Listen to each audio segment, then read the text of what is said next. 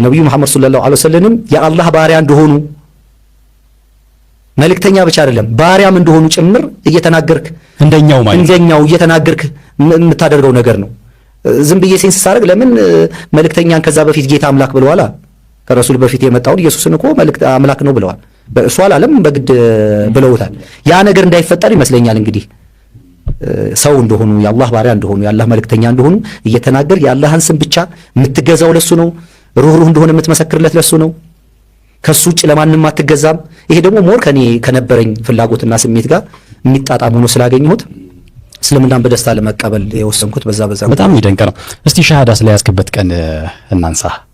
ከብዙ ጥረት ከብዙ ጥያቄ አይደለ ከብዙ ጭንቀት ከብዙ እንቅልፍ ማጣት በኋላ ቀደም እንዳልከኝ ያኔ ውሳኔ ለመወሰን በጣም አተነፋፈስ ስርዓቴ ራሱ በጣም ከባድ ነበር።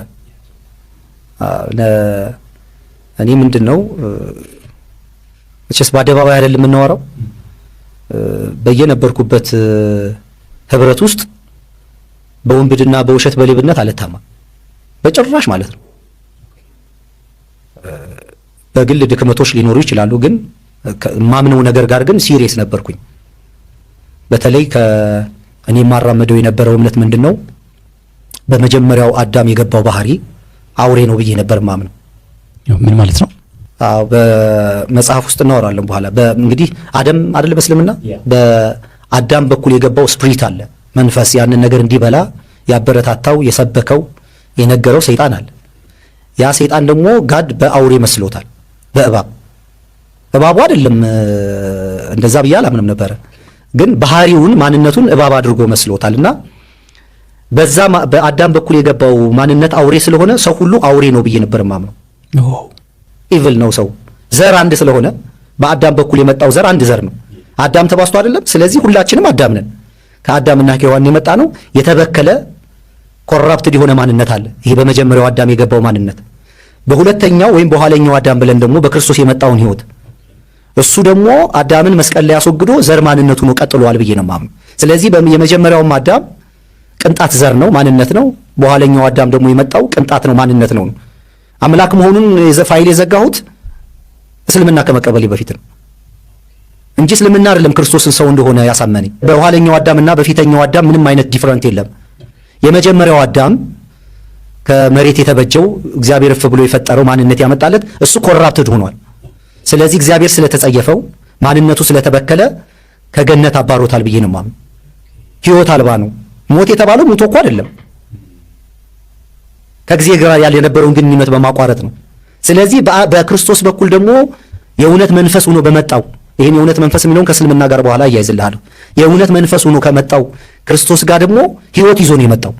በመጀመሪያው አዳም የገባው ሞት ለሁሉ እንደሆነ ሁሉ በክርስቶስ የገባው ህይወት ደግሞ ያለማንም ፍቃድ ራሱ ነው ብዬ ነው ማምነው። ስለዚህ የሚጠፋ የሚድን ሰው የለም። ሰው ሁሉ የክርስቶስ ህይወት ተካፋይ ነው ብዬ ነበር ሳመን ነበር። ግልጽ ነው አግኝተኛ። ስለዚህ በመጀመሪያው አዳም የገባው ማንነት ካለኔ ፍቃድ ዘር ሆኖ ከተገኘ በአዳም ውርስ ብለን ክርስትና እንደዛ በሆነ ስለተገኘ በክርስቶስ የመጣው ደግሞ የማንንም ፍቃድ አይጠይቅም ነው። ስለዚህ ያደገ ሲሄድ እንዲያውም እኛ በክርስቶስ በኩል አይደለም ህይወት የጀመረው ቀጥታ ከእግዚአብሔር ነው ህይወት የጀመርኩት ብዬ ደግሞ ማመን ጀመርኩ። ለዛም ደግሞ ስፒሪቹዋሊ ማስረጃ አለ። በመጀመሪያው አዳም የገባው ማንነት ለሁሉ እንደሆነ ሁሉ በክርስቶስ ደግሞ የመጣ ህይወት አለ አይደል? መስቀል ላይ ነው የቆመው። ግልጽ ካልሆነ ጠይቀኝ መሃል ላይ እንትን ይያል መስቀል ላይ ነው የቆመው። ስለዚህ በአዳም የመጣው ህይወት መስቀል ላይ ቆሟል።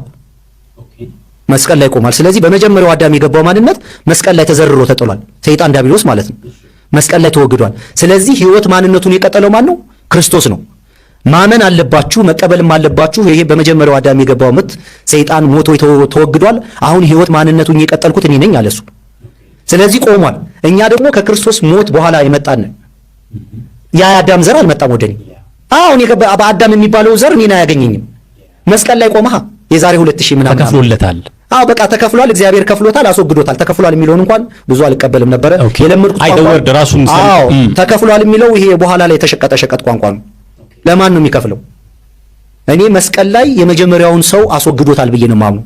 የእግዚአብሔር ሐሳብ ነው ያ የመስቀል ስራ እንጂ እግዚአብሔር የሆነ ልጁን ለሆነ ሰው ሄዶ ከፍሎ ምናምን ለማን ነው የሚከፍለው?